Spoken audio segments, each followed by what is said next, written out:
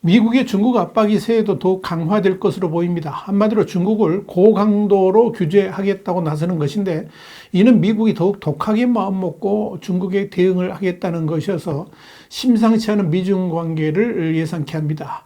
더 치열해지는 미중 관계를 Y타임스가 추적해 봤습니다. 지금 시작합니다.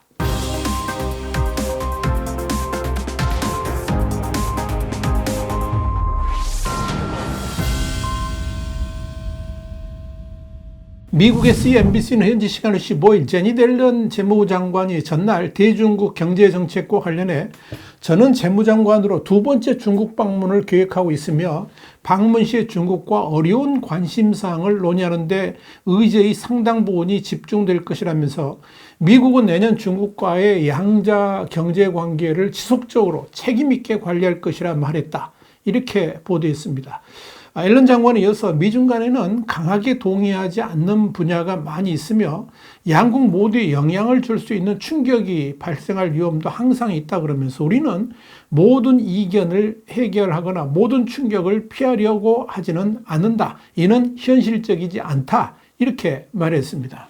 앨런 장관은 또 오해로 인해서 긴장이 확대되고 피해가 발생하는 것을 막기 위해서 중국과 소통을 탄력적으로 하는 것을 목표로 하고 있다. 그러면서도 내년에도 중국과 경제 분야 협력을 위한 워킹그룹을 지속해 개최하겠다. 이렇게 밝혔습니다. 미국은 대외 투자 체제, 그러니까 대중국 첨단 기술 투자 통제부터 추가적인 인플레이션 감축법 조항 시행 및 제재까지 미국의 조치에 대한 명확한 소통 약속을 지킬 것이라 그러면서 우리는 또 중국의 국가 안보 조치에 대해서 중국을 계속 압박할 것이다. 이렇게 힘주어 말했습니다. 앨런 장관의 이런 발언은 중국이 반도체 등 미국의 대중 첨단 기술 수출 통제 조치에 대응해서 갈륨, 게르마늄, 흑연 등 광물 수출 통제 조치를 실시하고 있는 것을 염두에 둔 것으로 보입니다. 앨런 장관은 또 세계 경제에서 차지하는 비중이 20% 육박하는 중국의 경제정책 선택은 광범위한 결과를 초래한다 그러면서 내년에는 중국의 경제정책과 정책 결정에 대한 투명성을 지속해서 요구할 것이다. 이렇게 말했습니다. 중국에 대한 압박이 계속될 것임을 암시한 것입니다. 앨런 장관은 이어서 지방정부 부채와 부동산 시장 문제, 경제에 예상치 못한 약점이 노출될 경우 등에 대해서 중국의 대응은 미국이 더 중요하다 그러면서 우리는 중국 산업 정책의 국제적인 영향부터 민간 부분에 불이익을 주는 조치까지 미중 간 의견이 일치하지 않는 분야에 대해서 지속해서 우려를 제기할 것이다. 이렇게 말했습니다. 앨런 장관은 그러면서 중국의 비시장적 관행 및 외환 관행에 대해서 투명성 강화를 계속해서 요구하겠다 그러면서 기후변화 등 중국과 협력할 수 있는 분야에 대해서는 협력을 가속하겠다라고 강조했습니다. 앨런 장관은 이 암호화폐와 관련한 불법 금융위험에 대처하는 것을 비롯해서 자금 세탁 방지 그리고 테러 자금 조달 방지에 대해서도 협력할 수 있는 여지가 있다 그러면서 특히 우리는 18살부터 49살까지의 미국인 사망의 주요 원인인 펜타닐과 불법 금융에 초점을 맞추고 있다라고 말했습니다. 대중국 경제정책에 관련해서도 앨런 장관은 미국은 중국과 디커플링을 추구하지 않는다고 반복적으로 말해왔다 그러면서도 그러나 미국의 안보가 가장 최우선이기 때문에 미국의 국가 안보 이익을 확보하고 인권을 보호하기 위해서 필요할 때 경제적인 도구를 배치할 것이다. 그러면서 디리스킹 정책은 변함없이 추진할 것임을 재확인했습니다.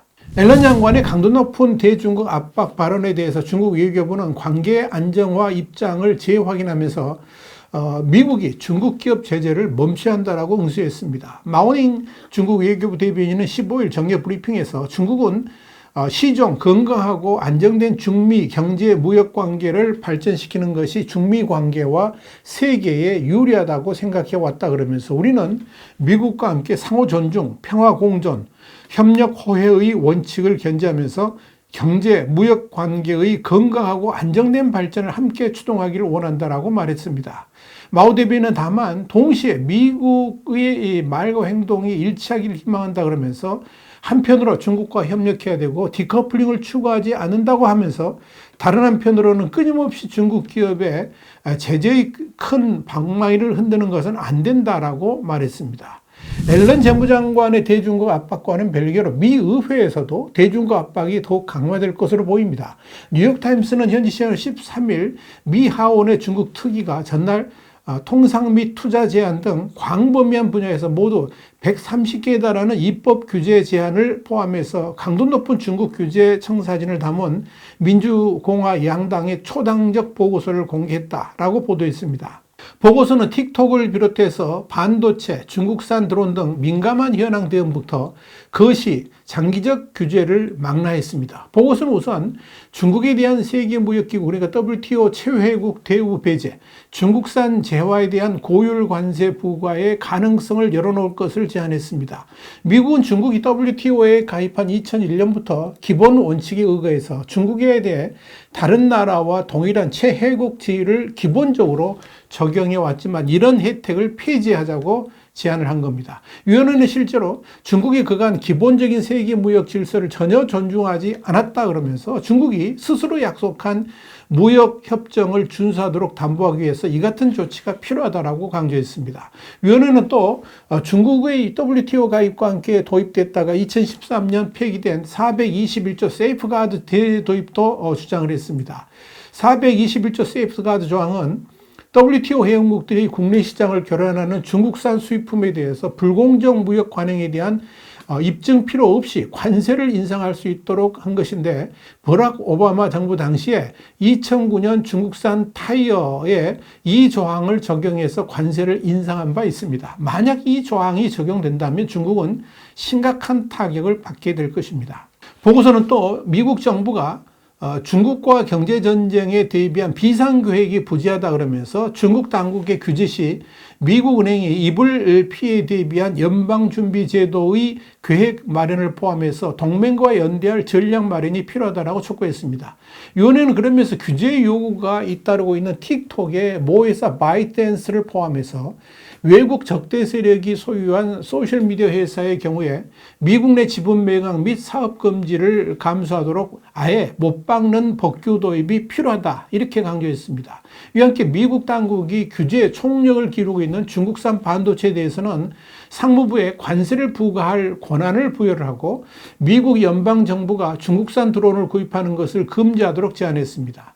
이 보고서와 관련해서 공화당 소속인 마이크 갤러거 위원장과 민주당 간사인 라자 크리슈나무르티 의원은 이 같은 조치에 대한 강도 높은 반발로 인해서 어느 정도의 대가가 불가피할 수 있다 그러면서 중국의 종속국으로 미국을 보는 시각을 받아들이거나 자체적인 안보와 번영을 위해서 일어서는 것, 미국은 둘 중 하나를 선택해야 된다라고 강조했습니다. 워싱턴 포스트도 이와 관련해서 이번 보고서는 특위의 첫 청문회 이후 딱 4개월 만에 나온 결과물이라 그러면서 조 바이든 미국 대통령과 시진핑 중국 국가주석의 지난달 샌프란시스코 정상회담 이후 양국 관계가 어느 정도 진전을 보인 시점에서 나왔다는 점에 주목할 필요가 있다라고 지적했습니다. 지난 미중 정상회담 이후에 미중 관계는 일단 관리 모드로 돌아서고 있지만 그럼에도 미국은 원칙을 앞세운 미중 관계를 지속적으로 실행해 나갈 것임을 미국 의회가 행정부에 요구하고 있다고 봐야 할 것입니다. 특히 2024년에 대선이 코앞에 있다는 점을 감안한다면 의회 내에서도 대중국 압박 정책들이 경쟁적으로 쏟아져 나올 가능성이 크다는 점에서 2024년의 미중 관계는 한 치 앞도 내다볼 수 없을 정도로 미국의 일방적인 강압 조치들이 등장하게 될 것으로 예상이 됩니다. 한편 중국은 미 하원 보고서와 관련해서도 강하게 비난하면서 적극 대응할 것임을 선언했습니다.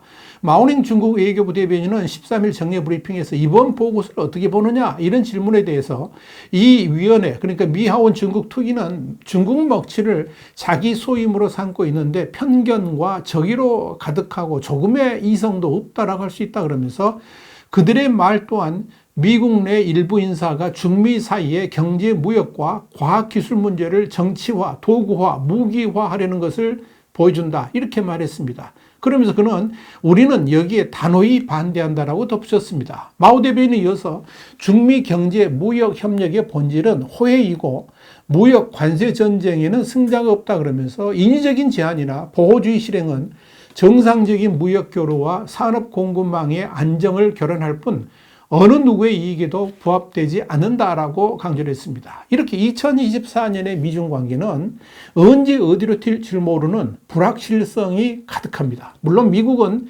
미중 간 군사적 충돌 상황이 일어나지 않도록 최대한 억제할 것이고, 중국 역시 군사적 충돌을 회피할 것이지만 위협은 협상 카드 용도로 지속될 수 있을 것으로 보입니다. 이런 점에서 2024년의 미중 관계는 살얼음판을 걸을 수밖에 없을 것입니다.